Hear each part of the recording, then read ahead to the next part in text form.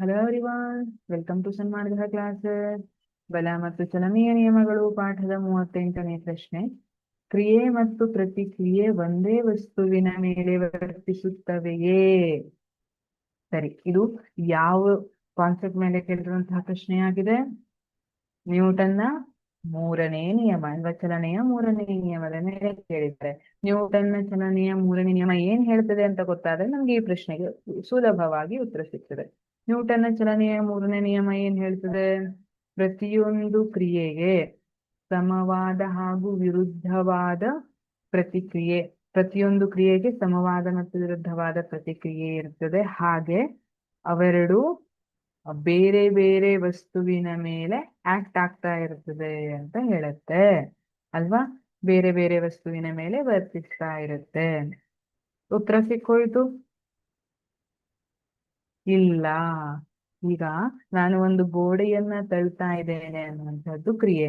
ಆ ಗೋಡೆ ಏನ್ ಮಾಡ್ತಾ ಇದೆ, ಅದನ್ನ ರೆಸಿಸ್ಟ್ ಮಾಡ್ತಾ ಇದೆ, ಅದು ನನ್ನ ಮೇಲೆ ಬಲ ಪ್ರಯೋಗವನ್ನ ಮಾಡ್ತಾ ಇದೆ, ಅದು ಪ್ರತಿಕ್ರಿಯೆ.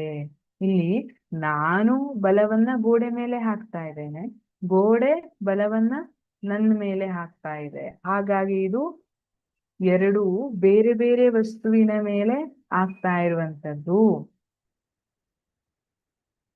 ಇಲ್ಲಿ ಇನ್ನೊಂದು ಉದಾಹರಣೆನ ನೋಡೋದಿದ್ರೆ, ಒಂದು ಬಲೂನ್ ಅಲ್ಲಿ ಗಾಳಿ ತುಂಬ್ತೀರಿ. ಗಾಳಿ ತುಂಬಿ ಆ ಬಲೂನ್ನ ಬಾಯಿಯನ್ನ ಬಿಚ್ಚಿಬಿಟ್ರಿ ಅಂದ್ರೆ ಏನಾಗುತ್ತೆ? ಬಲೂನ್ ಸ್ವಿಂಗ್ ಅಂತ ಹಾರ್ಕೊಂಡು ಹೋಗುತ್ತೆ. ಇಲ್ಲೇನಾಗ್ತಾ ಇದೆ? ಆ ಬಲೂನ್ ಒಳಗಿನ ಗಾಳಿ ಏನಿದೆ ಹೊರಗಡೆ, ಬಲೂನ್ನ ಬಾಯಿಯನ್ನ ಬಿಚ್ಚಿದಾಗ ಏನಾಗ್ತಾ ಇದೆ? ಅದು ಹೊರಗಡೆ ಆ ಗಾಳಿಯ ಮೇಲೆ ಬಲ ಪ್ರಯೋಗವನ್ನ ಮಾಡಿ ಗಾಳಿಯನ್ನ ಹೊರಗೆ ಹಾಕ್ತಾ ಇದೆ.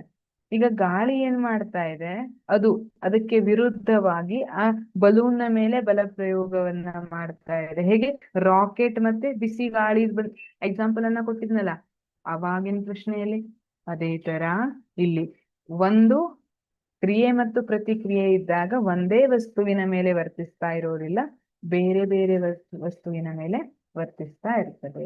Thank you.